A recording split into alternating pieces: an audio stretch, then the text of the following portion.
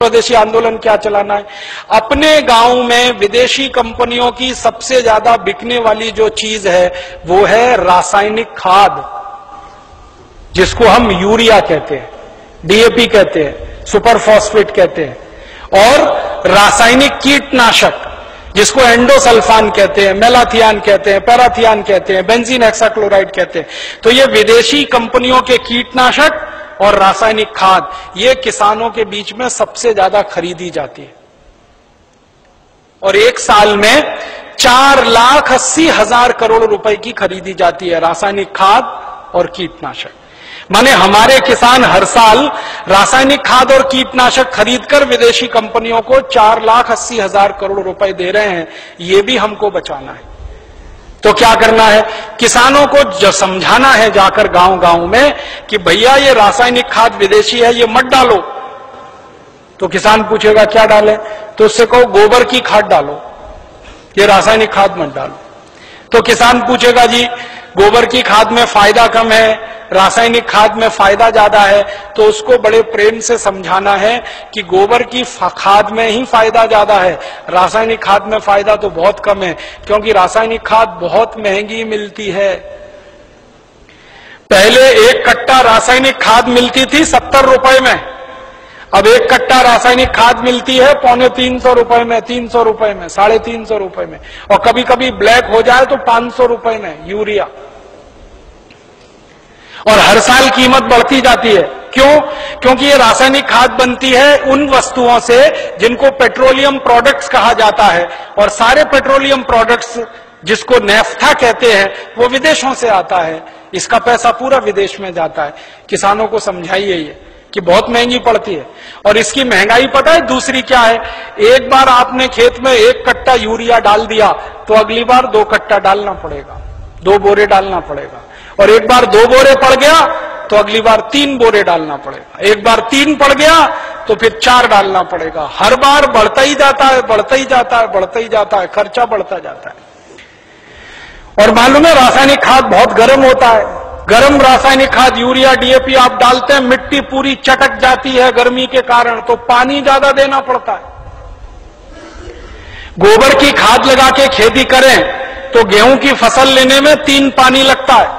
Urea DAP डालकर अगर गेहूं की खेती करें तो 5-6 बार पानी लगाना पड़ता है, पानी का खर्चा बढ़ जाता है। और पानी का खर्चा बढ़ेगा तो पानी तो जमीन में से ही निकालना पड़ता है। जमीन से ज्यादा पानी निकाल के आप खेतों में डालते रहेंगे तो पानी का तल नीचे नीचे नीचे नीचे होता चला जाता है। पहले पानी 25-30 फुट पे मिलता था, अब पानी 900 फुट तक नहीं मिलता खेतों में। तो किसानों को समझाइए कि यूरिया डालने से बड़ा भारी नुकसान है। एक तो हर साल खाद की मात्रा बढ़ानी पड़ती है, खर्चा बढ़ता है। दूसरा, हर साल पानी की मात्रा बढ़ानी पड़ती है, वो खर्चा बढ़ता है। और जहां पानी निकालने के लिए बिजली नहीं है वहां डीजल पंप चलाना पड़ता है, तो डीजल का खर्चा बढ़ता है। और डीजल कभी भी महंगा होता रहता है। एक जमाने में 7 रुपए लीटर मिलता था डीजल, अब 35 रुपए लीटर। 2-4 दिन के बाद ये 40 रुपए लीटर होने जा रहा है। फिर हो सकता है 1.5 साल में 100 रुपए लीटर हो जाए। किसान कहां जाएगा, मर जाएगा वो तो डीजल का खर्चा करते करते। और फिर एक और नुकसान होता है कि ये यूरिया डीएपी जब हम खेत में डालते हैं तो मिट्टी में ये केमिकल घुल जाते हैं, और मिट्टी में घुल गए तो पौधे की जड़ में आ जाते हैं, पौधे की जड़ से पौधे के तने में आ जाते हैं, पौधे के तने से पौधे के फल में आ जाते हैं, पौधे के फल में आ जाते हैं तो फिर वही फल हम खाते हैं, हमारे शरीर में आ जाते हैं। और हमारे शरीर में अगर ये जहर आ गया तो हमारी माताएं तो पूतना हो जाती हैं। आपने पूतना की कहानी सुनी? कृष्ण भगवान को जहर पिलाने के लिए आई थी। आज हमारी माताओं के दूध में जहर आ चुका है, अपने अपने बच्चों के लिए वो पूतना की स्थिति में है। आज हमारे देश की कई संस्थाओं ने माताओं के दूध का परीक्षण करवाया है, तो माताओं के दूध में वो सारे केमिकल हैं जो यूरिया में हैं। माताओं के दूध में वो सब केमिकल हैं जो कीटनाशक दवाओं में हैं, क्योंकि भोजन हम कर रहे हैं, भोजन के साथ वो शरीर में जा रहे हैं। और यही केमिकल हैं जो आपको कैंसर पैदा करवा रहे हैं, जो आप में डायबिटीज दे रहे हैं, जो आप में हाई ब्लड प्रेशर दे रहे हैं, हाइपरटेंशन दे रहे हैं। 148 किस्म की बीमारियां इन जहरों से पैदा होती है। इसलिए किसानों को समझाओ कि ये यूरिया डीएपी का जहर एक तो विदेशी है, ये बंद करो। दूसरा, ये शरीर को नुकसान देता है, इसलिए बंद करो। तीसरा, ये पैसे का नुकसान करता है, इसलिए बंद करो। तो किसान पूछेंगे भाई क्या करें? तो उनसे कहो गोबर का खाद डालो। अब किसान क्या पूछेगा आपको? सबसे पहले वो कहेगा गोबर के खाद से तो उत्पादन नहीं होता। तो उससे कहो गोबर के खाद से भी उत्पादन बहुत अच्छा होता है। यूरिया डीएपी से जितना नहीं होता उससे तो ज्यादा गोबर के खाद से होता है। मैं तो पिछले 12-13 साल किसानों के बीच में काम करता रहा, महाराष्ट्र और कर्नाटक में। आप आइए वहां देखिए, हजारों किसानों ने यूरिया डीएपी बंद करके गोबर का खाद डालना शुरू किया है। और जिस किसान के यूरिया डीएपी के खेत में 1 एकड़ में 20 से 25 मीट्रिक टन गन्ना होता था, आज उस किसान के खेत में गोबर का खाद डालने से 90 से 100 मीट्रिक टन गन्ना हो रहा है, कम नहीं होता है। जिन किसानों के खेत में यूरिया डीएपी डालने से 1 एकड़ में 12 कुंटल गेहूं होता था, आज उनके खेत में गोबर का खाद डालने से 20 से 22 कुंटल गेहूं हो रहा है। जिन किसानों के खेत में यूरिया डीएपी डालने से 1 एकड़ में 2.5 कुंटल कपास होती थी, आज उन किसानों के खेत में गोबर का खाद डालने से 7 कुंटल एकड़ का कपास हो रही है। ऐसे एक नहीं, हजारों किसान हैं महाराष्ट्र में, कर्नाटक में, थोड़ा अगर चलेंगे तो छत्तीसगढ़ में बहुत किसान है। 12 साल मैंने बहुत काम किया किसानों के बीच, जा जाके उनको ये सब सिखाया। गोबर की खाद से उत्पादन ज्यादा मिलता है यूरिया डीएपी की तुलना। क्यों मिलता है वो जानना चाहिए। बहुत बढ़िया बात है, जो आप जान लो तो आप किसानों को समझा सकते। गोबर की खाद जब हम खेत में डालते हैं तो होता क्या है? गोबर जो है ना, कई तरह के जीव जंतुओं का भोजन है। यूरिया जो है वो भोजन नहीं, जहर है। आपके खेत में एक जीव होता है जिसको केंचुआ कहते हैं। केंचुआ को किसी दिन पकड़ना और हाथ पे रखना और उसके ऊपर यूरिया डाल देना। 2-4 दाने ही यूरिया डालोगे, वो तड़पना शुरू हो जाएगा और 1 मिनट में मर जाएगा। हम जब खेत में टनों टन यूरिया डालते हैं ना, करोड़ों केंचुए मार डाले हमने यूरिया डाल डाल के। और केंचुए क्या करते हैं? केंचुए मिट्टी को नरम बनाते हैं, पोला बनाते हैं और उपजाऊ बनाते हैं। केंचुए का काम क्या है? ऊपर से नीचे जाना, नीचे से ऊपर आना। पूरे दिन में वो 3 चक्कर नीचे ऊपर के लगाता है। नीचे जाएगा फिर ऊपर आएगा, फिर नीचे जाएगा फिर ऊपर आएगा। अब केंचुआ जिंदा है तो नीचे जाएगा फिर ऊपर आएगा। केंचुआ जब नीचे जाता है तो एक रास्ता बनाते हुए जाता है, ऊपर आता है तो दूसरा रास्ता बनाते हुए आता है। तो परिणाम क्या होता है कि ये छोटे छोटे छिद्र जब मिट्टी में वो केंचुए तैयार कर देता है, तो बारिश का पानी इन्हीं छिद्रों में से नीचे एक एक बूंद नीचे रिसते हुए तल में जमा होता है। माने वाटर रिचार्जिंग का दुनिया में सबसे जबरदस्त काम कोई करता है तो केंचुआ करता है, और यूरिया के कारण ये मर जाता है। इसलिए यूरिया डालना माने किसान के लिए आत्महत्या करने के बराबर है। जिस किसान के खेत में यूरिया डलेगा, केंचुआ मर जाएगा। केंचुआ मरा तो मिट्टी में ऊपर नीचे कोई जाएगा नहीं, तो मिट्टी कठोर होती जाएगी, कड़क होती जाएगी। मिट्टी और रोटी के बारे में एक सत्य है कि इसको फेरते रहो, नहीं तो खत्म हो जाती है। रोटी को फेरना बंद करो, जल जाती है। मिट्टी को फेरना बंद करो, पत्थर जैसी हो जाती है। मिट्टी को फेरने का मतलब समझते हैं? ऊपर की मिट्टी नीचे, नीचे की मिट्टी ऊपर, ऊपर की नीचे, नीचे की ऊपर। ये केंचुआ ही करता है और कोई नहीं कर सकता। केंचुआ तो किसान का सबसे बड़ा दोस्त है। मैंने इसका हिसाब निकाला था, एक केंचुआ साल भर अगर जिंदा रहे तो 36 मीट्रिक टन मिट्टी को उठक पटक कर देता है, ऊपर से नीचे, नीचे से ऊपर, एक केंचुआ साल भर में। और उतनी ही मिट्टी को ट्रैक्टर से उलट पलट करना पड़े तो कम से कम 100 लीटर डीजल खर्च होता है, और 100 लीटर डीजल 3600 रुपए का आता है। माने एक केंचुआ हर आदमी का 3600 रुपए बचा रहा है। ऐसे करोड़ों केंचुए हैं, पता सोचो कितने हजार करोड़ रुपए बच रहे हैं इस देश में। इसलिए गोबर का खाद डालने से फायदा क्या होता है? रासायनिक खाद डालो, केंचुआ मर जाता है। गोबर का खाद डालो, केंचुआ जिंदा हो जाता है, क्योंकि गोबर केंचुए का भोजन है। केंचुए को भोजन मिले तो वो अपनी जनसंख्या बढ़ाता है, और इतनी तेज बढ़ाता है कि कोई नहीं बढ़ा सकता। भारत सरकार कहती है हम दो हमारे दो, केचुआ नहीं मानता उस बात को। एक एक केचुआ 50-50 हजार बच्चे पैदा करके मरता है, 50-50 हजार। एक जाति का केचुआ तो मैंने देखा 1 लाख पैदा करता है बच्चे। तो वो एक जिंदा है, उसने 1 लाख पैदा कर दिए, अब वो 1-1 लाख पैदा करेंगे, करोड़ों केचुए हो जाएंगे अगर गोबर डालना शुरू किया। और केचुए ज्यादा होंगे तो मिट्टी फिर उलट पुलट होने लगेगी, मिट्टी में छिद्र बनने लगेंगे, तो बारिश का जितना भी पानी गिरेगा सब मिट्टी में आ जाएगा। और पानी मिट्टी में गया तो नदियों में बेकार नहीं बहेगा, तो बाढ़ नहीं आएगी, तो समुद्र में फालतू पानी नहीं जाएगा। इस देश का करोड़ों करोड़ों रुपए का फायदा हो जाएगा। इसलिए आप किसानों को समझाओ गोबर की खाद डालो। फिर कुछ किसान कहेंगे जी उत्पादन होगा क्या? उनसे कहना गारंटी मेरी, गारंटी भारत स्वाभिमान ट्रस्ट की। थोड़े दिन में भारत स्वाभिमान ट्रस्ट की तरफ से हम किसानों को कहेंगे कि आप बिंदास गोबर की खाद डालो, गारंटी हमारी, 1 ग्राम भी उत्पादन कम नहीं होगा। कैसे कम नहीं होगा? डालने का तरीका है। डालने का तरीका क्या है? अभी किसान गोबर कैसे डालते हैं? गोबर डालते हैं, वो घूरा है, घूरा गांव में कचरा डालने का, वहां गोबर इकट्ठा करते हैं। 6 महीने 8 महीने साल भर वो सूखता रहता है और सूख सूख के उसकी सारी ताकत निकल जाती है। फिर वो सूखा हुआ गोबर हम डालते हैं, इससे उत्पादन ज्यादा नहीं आता। गोबर को हमेशा गीला डालना चाहिए, ताजा डालना चाहिए। गोबर को अगर पानी में घोल के डालो ना तो वही 3 गुना ज्यादा फायदा करता है। तो किसानों को यह समझाओ कि गोबर को सुखा के खेत में ना डालें, उसको पानी में घोल के डालें।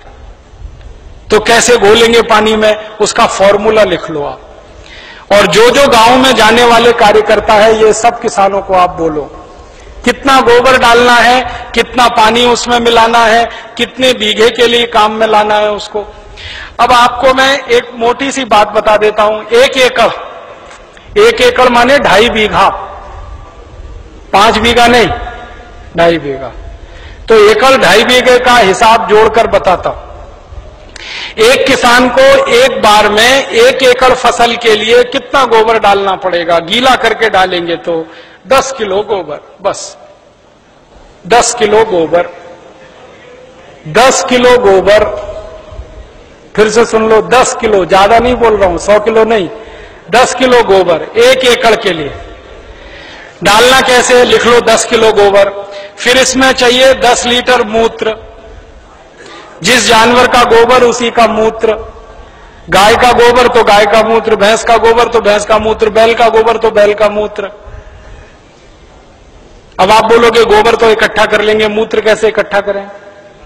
जानवर जो मूत्र देते हैं ना, जहां पे आप जानवरों को रखते हो वहां पे पत्थर वत्थर लगा के एक छोटी सी नाली बना लो और उसमें ढाल लगा दो। जितना भी वो पेशाब करेंगे वो नाली में आ जाएगा। नाली के आगे एक खड्डा खोद दो, वो सारा उसमें जमा हो जाएगा, फिर वो ले लो। और मैं आपको एक अच्छी बात बताता हूं, जानवरों के मूत्र की कोई एक्सपायरी डेट नहीं है। 1 साल, 2 साल, 3 साल, 5 साल, 10 साल, 20 साल, 50 साल खराब ही नहीं होता। तो चिंता करने की बात ही नहीं है। तो इकट्ठा होता रहेगा खड्डे में, डालते रहो।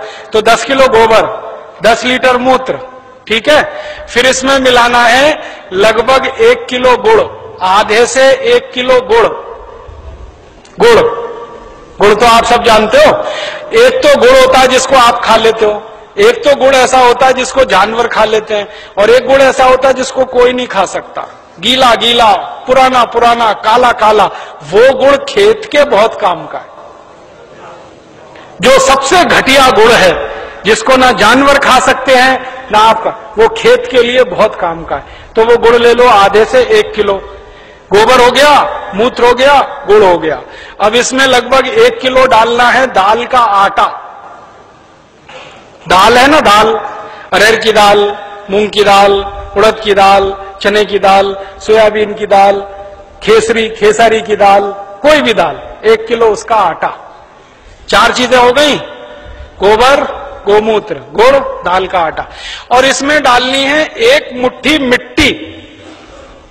1 मुट्ठी में आधा किलो या 1.25 किलो तक मिट्टी आती है। मिट्टी कहां से लानी है? आपके खेत के आसपास अगर पीपल का कोई पेड़ है, बरगद का कोई पेड़ है, तो उसके नीचे से खोद लो मिट्टी। पीपल के पेड़ के नीचे की या बरगद के पेड़ के नीचे की? पीपल और बरगद के पेड़ के नीचे की ही मिट्टी क्यों खोदना? आपको मालूम है पीपल और बरगद के पेड़ हर समय ऑक्सीजन देने वाले पेड़ हैं, और ज्यादा ऑक्सीजन देने वाले पेड़ के नीचे जीवाणुओं की संख्या बहुत होती है। तो पीपल और बरगद के पेड़ के मिट्टी में जीवाणु सबसे ज्यादा होते हैं, यही जीवाणु खेत को चाहिए। तो मिट्टी ले ली, 5 चीजें हो गई, गोबर 10 किलो, मूत्र 10 लीटर, गुड़ लगभग 1 किलो, दाल का आटा 1 किलो और मिट्टी लगभग 1 किलो। ये 5 चीजों मिला दो, घोल दो। हाथ से घोल लेना, खराब नहीं होंगे हाथ, नहीं तो डंडे से घोल देना। एक ड्रम में घोल लेना, प्लास्टिक के ड्रम में घोल लेना, नहीं तो लोहे के ड्रम में घोल लेना। प्लास्टिक का होगा तो अच्छा, लोहे वाला क्षरण ज्यादा होता है। अब इसको घोल के 15 दिन रख देना, 15 दिन रख देना। घोलने में तकलीफ आए तो थोड़ा पानी मिला देना, ज्यादा मत मिलाना, थोड़ा ही मिलाना। घोल के 15 दिन रख देना। 15 दिन के बाद ये खाद तैयार हो जाएगा। इस खाद में क्या होगा? करोड़ों करोड़ों सूक्ष्म जीवाणु पैदा हो जाएंगे। वो जो मिट्टी डाली ना, मिट्टी के जीवाणु अगर 1 लाख हैं तो 15 दिन में वो 100 करोड़ से ज्यादा हो जाएंगे। ढक के रख लो तो अच्छा है, छांव में रखना सबसे अच्छा, धूप में बिल्कुल मत रखना। पेड़ के नीचे की छांव में रखना, नहीं तो कोई ऐसी जगह रखना जहां सूर्य का प्रकाश ना आता हो, और इस पे कपड़ा बांध दो, ढक्कन लगा दो, जैसे है ढक लो। अब ये 15 दिन में तैयार हो गया, इसमें करोड़ों जीवाणु तैयार हो गए। अब ये जीवाणु घोल, इसको जीवाणु घोल कहते हैं, इसको खेत में डालना है। डालने से पहले इसमें पानी मिलाना है, और पानी कितना मिलाना है? जितना गोबर था उसका 10 गुना पानी, 10 गुना कम से कम 100 लीटर पानी। 10 किलो गोबर तो 100 लीटर पानी, और ज्यादा से ज्यादा पानी मिला सकते हैं तो 200 लीटर। तो 100 से 200 लीटर पानी मिला लिया। अब ये पूरा परफेक्ट घोल हो गया। इसको 1 एकड़ के खेत में छिड़कना है। जैसे पानी छिड़कते हैं ना मिट्टी दबाने के लिए, ऐसे ही छिड़कना है बस। आप इसको छिड़क देंगे तो ये करोड़ों जीवाणु मिट्टी में पहुंच जाएंगे। तो मिट्टी में जीवाणुओं की संख्या बढ़ती जाएगी, और मिट्टी में सारा खेल खेलने का काम जीवाणु करते हैं। आपको मालूम है जीवाणु क्या करते हैं? जीवाणु सारा काम करते हैं।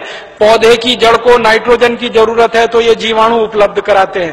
पौधे की जड़ को कैल्शियम चाहिए तो ये जीवाणु उपलब्ध कराते हैं। पौधे की जड़ को आयरन चाहिए तो ये जीवाणु, माने पौधे को बड़ा होने के लिए जितने भी सूक्ष्म पोषक तत्व चाहिए और फिर वो हमारे शरीर में वास्तव में चाहिए, वो सब इन जीवाणुओं की करामात से ही मिलता है। तो पौधे की जड़ को भरपूर सूक्ष्म पोषक तत्व मिलने लगेंगे, पौधे की बढ़त बहुत तेज होगी, और जिस पौधे की बढ़त अच्छी होगी उसका फल अच्छा होगा, जिसका फल अच्छा होगा उसका उत्पादन अच्छा होगा। अब इसमें समय लिख लो, कितनी बार डालना, कब डालना। सबसे अच्छा तरीका यह होता है कि खेत को जब जोतने की तैयारी करें ना, जोतें, बीज डालने से पहले खेत जुताई होती है ना, खेत जुताई करते ही 1 दिन डाल दो। आज जुताई किया, कल डाल दो, जुताई करके डाल दो। ये पहली बार, ठीक है। फिर इसके डालने के 2-3 दिन बाद या 4 दिन बाद या 5 दिन बाद बुआई कर दो। है कितना डाल सकते हैं बताए ना? 1 एकड़ में जितना तैयार हुआ 200 लीटर वो। तो आपने इसको जोत के 1-2 दिन में डाल दिया, फिर बीज बो दो। बीज बोने के 21वें दिन में फिर डाल देना। आज बीज बोया तो ठीक 21 दिन बाद एक बार फिर डाल देना। क्या होता है ना, बीज में से अंकुरण होता है, और अंकुरण होने के 21वें दिन तक वो मिट्टी की ताकत से बढ़ता है। फिर 21 दिन के बाद वो सूर्य की ताकत से बढ़ना शुरू हो जाता है, फोटोसिंथेसिस जिसको कहते हैं, प्रकाश संश्लेषण की क्रिया। सूर्य ताप से खाना बनाना शुरू कर देता तो बढ़त तेज हो जाती। तो और आप मोटी सी एक बात याद रखो कि हर 21वें दिन पे डाल देना। आज डाला, 21 दिन बाद डाला, फिर 21 दिन बाद डाला, फिर 21 दिन बाद डाला। तो एक फसल अगर आप समझ लो 4 महीने की है तो लगभग 5 बार डालना पड़ेगा। कोई फसल 6 महीने की है तो 7-8 बार डालना पड़ेगा। 8 महीने की है तो 10 एक बार डालना पड़ेगा। अब इसमें खर्चा क्या है? जानवर अगर घर के हैं तो गोबर फोकट का, मूत्र फोकट का, गुड़ मैं कह रहा हूं सबसे सड़ा हुआ जिसको फेंक देते हैं वो भी फोकट में मिल जाएगा, पानी तो फोकट का है ही, थोड़ा दाल वाल लेना पड़ेगा तो उसका खर्चा आएगा, लेकिन किसान अगर दाल पैदा करता है तो वो भी घर की हो जाएगी, माने खाद बनाने का खर्चा लगभग शून्य आएगा। मेहनत लगेगी, पूंजी में पैसा कम से कम खर्च होगा। और ये खाद जो तैयार होगी इसमें जबरदस्त क्वालिटी है, क्योंकि इसमें कैल्शियम भरपूर, आयरन भरपूर, फास्फोरस भरपूर। क्या क्या इसमें है? गोबर है, गोबर में कैल्शियम है, आयरन है, सल्फर है, सिलिकॉन है, कोबाल्ट है, मैग्नीशियम है, मैग्नीज है, 18 सूक्ष्म पोषक तत्व हैं जो चाहिए मिट्टी को। फिर गुड़ है, गुड़ में जबरदस्त फास्फोरस है, गुड़ में जबरदस्त कैल्शियम है, फिर मूत्र में ये सब है। तो जो सूक्ष्म पोषक तत्व हमें चाहिए वही मिट्टी को चाहिए, वो सब इस खाद में भरपूर है। यूरिया में नहीं है, डीएपी में नहीं है, यूरिया में कैल्शियम नहीं है, डीएपी में कैल्शियम नहीं है। और कैल्शियम सबसे प्रमुख आधार है मिट्टी के लिए, क्योंकि खेत में कैल्शियम होगा तो पौधे में होगा, पौधे में होगा तो फल में होगा, फल में होगा तो भोजन में होगा, भोजन में होगा तो शरीर में होगा, शरीर में होगा तो हड्डियां मजबूत, हड्डियां मजबूत तो शरीर मजबूत। ये सारा साइकिल इसी कैल्शियम के उस पे। तो ये तो गोबर की खाद से ही मिलेगा, यूरिया डीएपी से मिलने ही वाला नहीं है। तो किसान को ये समझाइए आप। अब आपको समझ में आ गया, हर 21 दिन में डालना है, जबरदस्त फसल आएगी। पहली बार जब आप डालोगे ना तो किसान थोड़ा झिझक करेगा, उसको भरोसा नहीं है, विश्वास नहीं है, तो उसको कहना कि भाई तुम डालो, नुकसान तुम्हारा नहीं होगा। मैंने बहुत किसानों का हिसाब निकाला है, खराब से खराब खेत में जब गोबर का खाद डालते हैं ना तो गेहूं का उत्पादन पहले साल की तुलना में थोड़ा ही कम आता है, लेकिन उत्पादन जितना कम आता है उससे ज्यादा खर्चा बच जाता है, तो वो बराबर मामला बैठता है। हम यूरिया डीएपी में खर्चा करते हैं हजारों रुपए का, तब उत्पादन लेते हैं। यहां खर्चा ही नहीं है, थोड़ा उत्पादन कम भी हुआ तो फायदा ही है, नुकसान कुछ नहीं, इसलिए किसी किसान का नुकसान नहीं।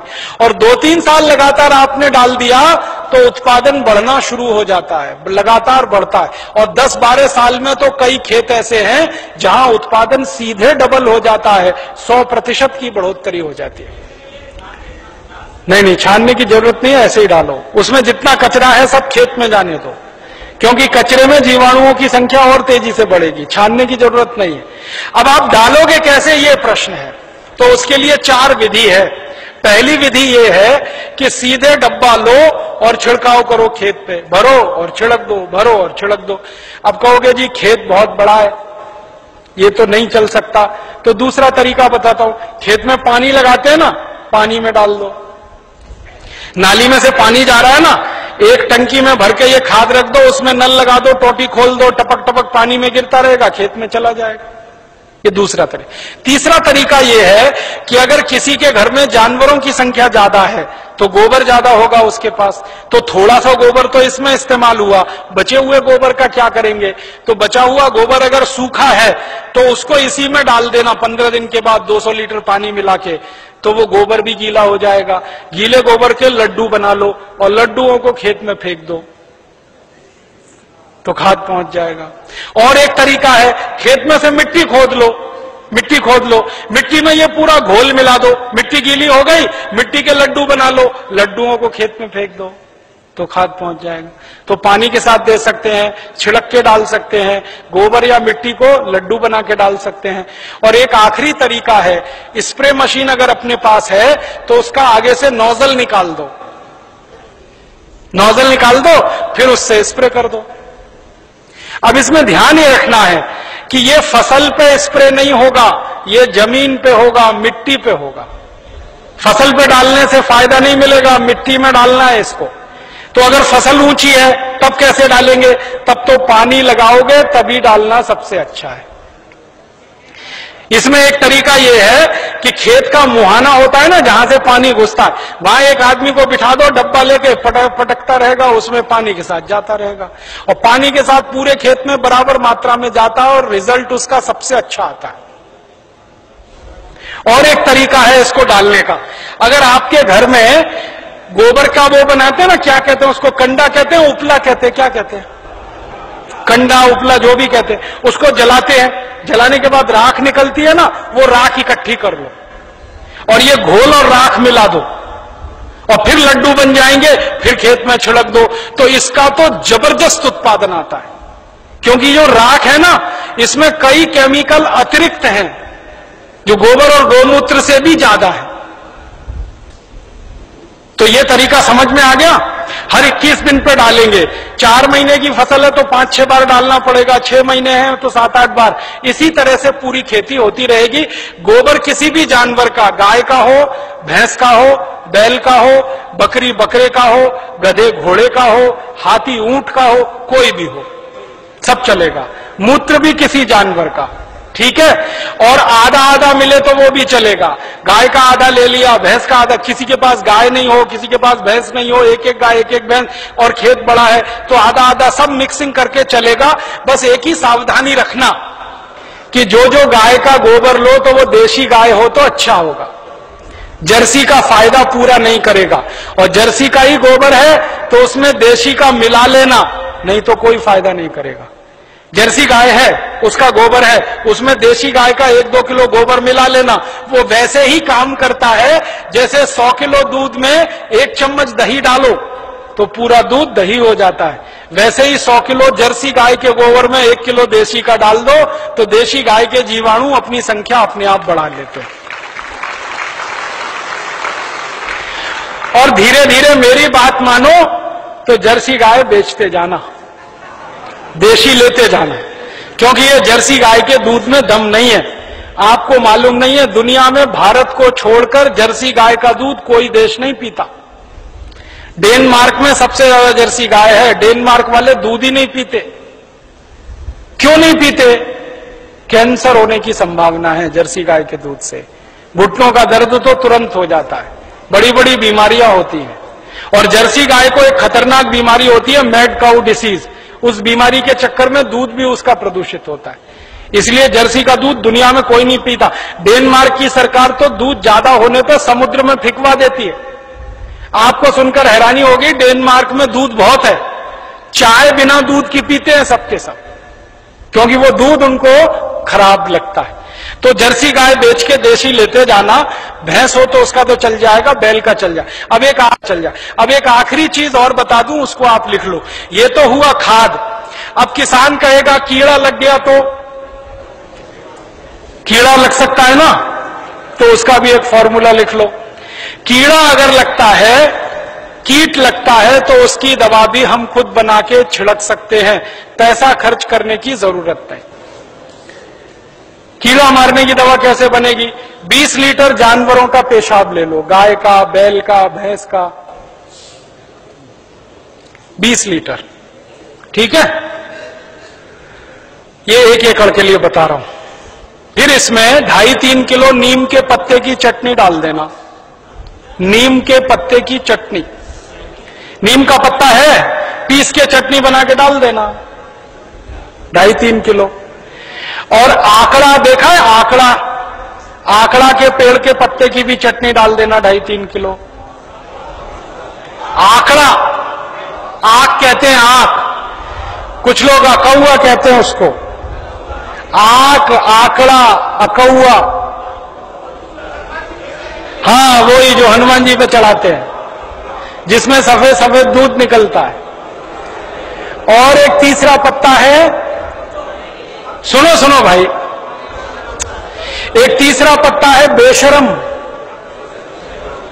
बेशरम जो है ना, अक्सर गांव में घुसते हैं ना, तो दोनों तरफ किनारे किनारे लगा रहता है, पान के जैसा पत्ता, बैगनी रंग का फूल आता है, उसमें ना खुशबू होती है ना कुछ होता है, बिना पानी के बिना बीज के होता है, इसलिए बेशरम कहते हैं।